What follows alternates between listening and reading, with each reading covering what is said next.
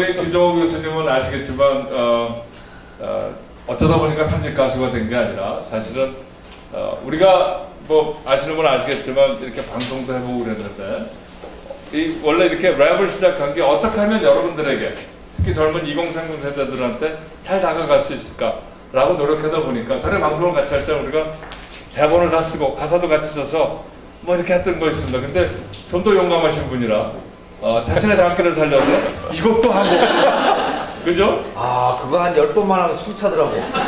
그러다 죽었다는 사람도 있어요. 조심하세요. 네. 네. 뭐 근데 사실은 김종호 교수님은 이제 저도 시장경제 이해 뭐 이런 거 저런 거 강의합니다만 김 교수님 강의는 랩으로 시작해서 랩으로 끝납니다. I really respect it. 정말 존경합니다. 자, 우리 대단하십니다. 딴소리 하지 말고 네, 하세요. 이제 정리 좀 해봅시다. 그러시죠. 오늘 우리가 무슨 얘기를 했을까? 자, 첫째, 누가 앞에 센 사람이 있다고 하더라도 겁먹지 말자. 예. 그게 무슨 뭐 영화를 무지하게 잘 만드는 사람이든 노래를 엄청 잘 부르는 사람이든 내가 래퍼 나는 아무리 해도 난 노래를 절대로 잘할 수 있을 것 같지는 않아요. 그래도 나는 한다. 김종호, 누가 그렇지. 말리겠어, 그렇지? 김종호가 스스로 본인보다 한두 수 위라고 생각하는 김진국이 있어서 노래 못하겠다고 생각하면 삼집 가수 절대로 안 되지. 네. 근데 저는 정말 존경스러워요. 뭔가 하겠다는 너무 잘하세요. 잘하지는 못하는데 합니다. 네. 자, 근데 지금 우리 그러니까 K-팝도 그렇고 우리 대중가요도 그렇고 영화도 그렇고 보면 늘 센 게 앞에 있을 때 그거 겁먹고 움츠리고 그냥 배척하고 이러면 우리 스스로도 못 컸더라. 그때는 보면. 근데 그게 아니고 우리 스스로 열고 좀 겁나도 그냥 받아들이고 우리 같이 한번 해보자 악수하고 이렇게 했을 때 이때 우리가 잘 되더라는 거죠.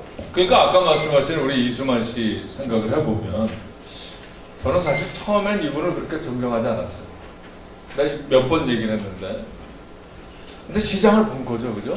MTV를 보면서 보는 음악 그리고 기획이라는 개념을 생각하면서 새로운 시장을 본 거죠, 이분은. 컴퓨터 사이언스 공부한 게 아니라 그거 하면서 곁에서 봤을 때 새로운 시장을 보면서 시장의 모습을 봤고 보아를 오랫동안 언어를 시켰고 일본에 그렇게 말하자면 출품한 거죠. 그러면서 최고의 상품을 만들어냈는데 그런 면에서 정말 용기 있으신 분이라고 생각해요. 그래 저는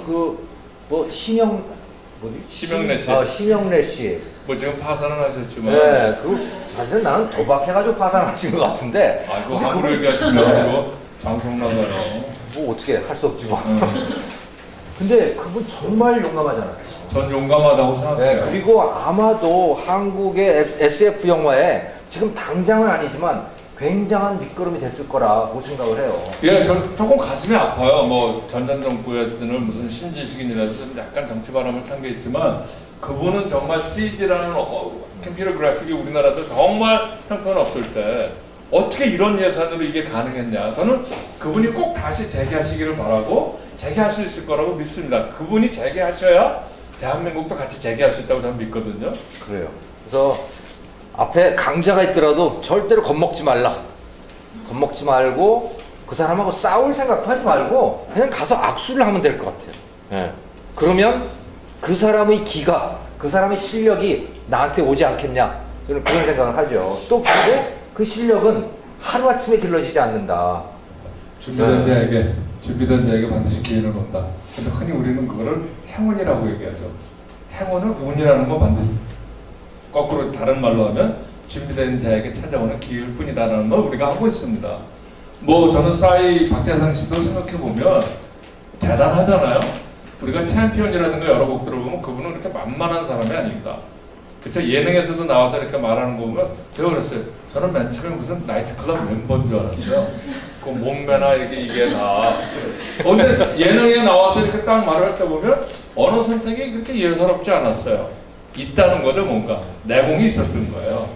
그게 다 드러났다고 생각합니다. 네.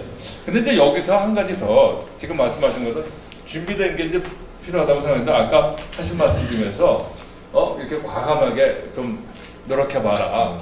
근데 그 노력해보는 거에 한 가지 좀 덧붙여서 얘기하면, 이런 생각을 해볼 수 있죠. 이거 갑자기 내가 말문이 막혔네. 먼저 그래, 하세요. 예.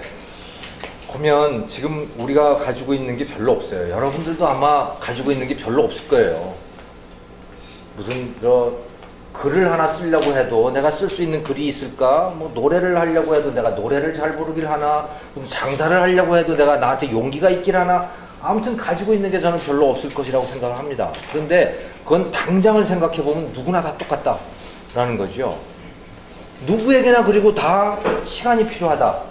누구에게나 다 예를 들어서 한 3년 후에 내가 이런 사람이 되겠다고 마음을 먹고 그 3년 동안 노력을 한다면 매우 지루한 일이긴 하지만 분명히 할 만한 가치가 있고 3년 후에 여러분들은 상당한 실력을 갖추고 있을 거예요. 그게 글 쓰는 것이든 그게 학점이든 그것이 영업을 하는 능력이든 노래를 하는 능력이든 무엇이든 그럴 것이다 하는 거죠.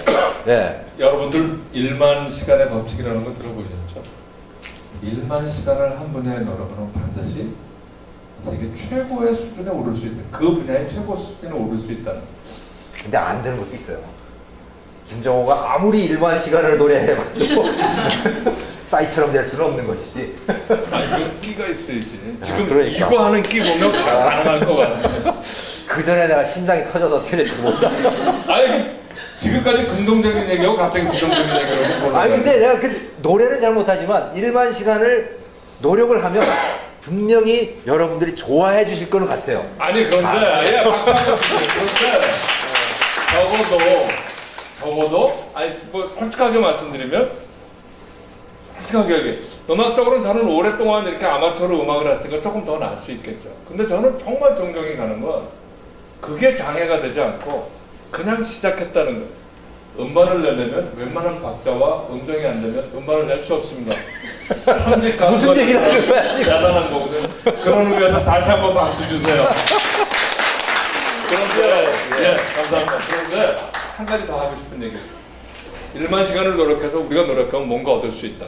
근데 사실은 최근에 보면 한류라는 게 참 세상에 뭐 저 이집트까지 가고 유럽에도 가고 뭐 SM은 뭐 쇼케이스 음악처럼 뭐 그 SM 사단이 다 가서 이렇게 하면서 신문에 보면 뭐라고 하냐면 한류 세계를 정복하다 뭐 이런 얘기가 있습니다. 이게 과연 정복일까요? 우리는 사실은 하도 많이 이렇게 당해와갖고 우리가 뭔가 나가면 정복했다라는 단어를 많이 씁니다. 정복하고 싶은 열등의식이 있죠. 근데 그건 정복이라고 생각하는 한 우리가 그 다음 단계를 가기는 어려운 것 같아요. 그렇죠? 그러니까 열심히 노력해서 하면 우리가 일본에 가서 뭐 장근석 군이 가서 굉장히 하고 뭐 G드래곤이 어떻고 뭐 2PM인가 가서 하니까 일본 열도를 정복했다. 우리가 승리 생활을 당했으니까 그런 것 같아요. 근데 그건 정복이라고 생각하는 한 우리는 영영 그 마인드셋에서 그 마인드에서 벗어나기가 어려울 것 같아요.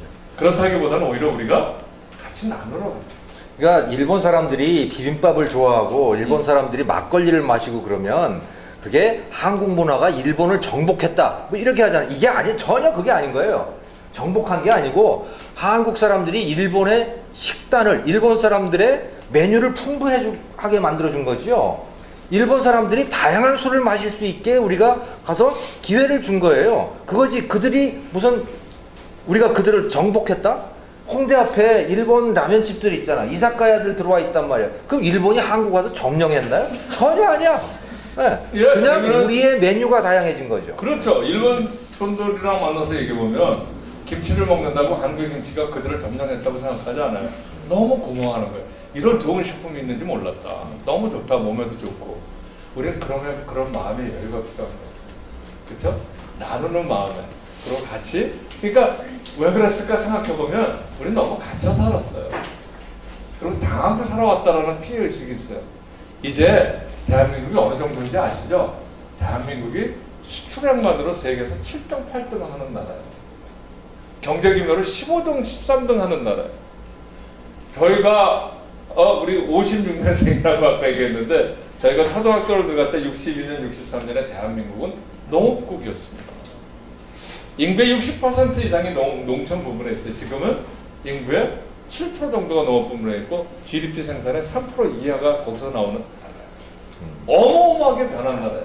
이제 여러분은 여러분 저희들 세대 또 할아버지 세대가 여러분들에게 그런 이 길을 사실은 닦아놓은 거죠, 열심히. 여러분의 부모님 또 여러분의 어른 세대들이 그에서 마음껏 펼쳐나가시되 그건 정복한다는 마음으로 가시지 말고 같이 쉐어한다는 네. 가시면 세상은 대한민국을 기다릴 거라고 생각합니다. 저는 고객은 왕이라고 하는데 우리가 세계로 진출하려면요, 일본 사람들을 왕으로 모셔야 되고 중국 사람을 왕으로 모셔야 되고 미국 사람을 또 왕으로 모셔야 되는 거예요. 그렇죠. 그래야 우리가 거기를 진출할 수 있는 거야.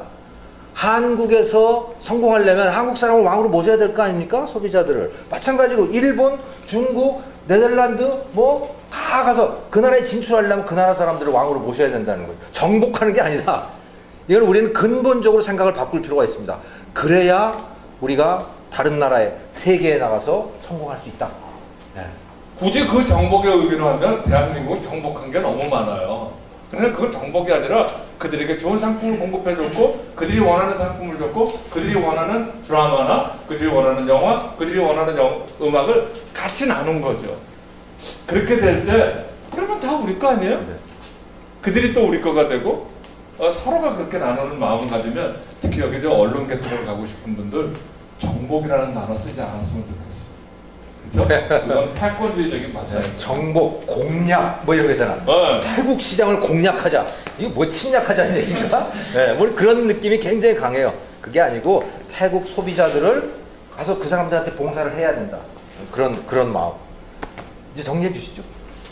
아니, 정리 다 한 것 같아요. 네, 처음에 얘기하면 뭐죠? 우리 두려워하지 말자. 앞선 자기 들어오지 말고 열심히 노력해서 따라가고 그들을 뛰어넘는 것보다 나의 한계를 뛰어넘는 노력을 하자. 그러려면 1만 시간 이상의 노력이 필요하다. 그리고 마음의 문을 열고 세상을 향해서 우리가 뛰어갈 때 세상은 곧 우리 거가 되고 우리가 그들 것이 된다는, 우리 이제 좀 제발 이기고 지는 개념보다는 같이 어울리는 개념으로 갔으면 대한민국은 이미 세계 탑 컨트리입니다. 그거 잊지 말아주셨으면 합니다. 여러분의 할아버지 세대, 아버지, 어머니 세대가 같이 노력했고, 이제는 여러분들이 세상을 향해서 길을 펴고 세상을 품어 안고 같이 어깨동무할 시대가 아닌가, 그렇게 생각해 봤습니다. 고맙습니다. 네, 고맙습니다. 네.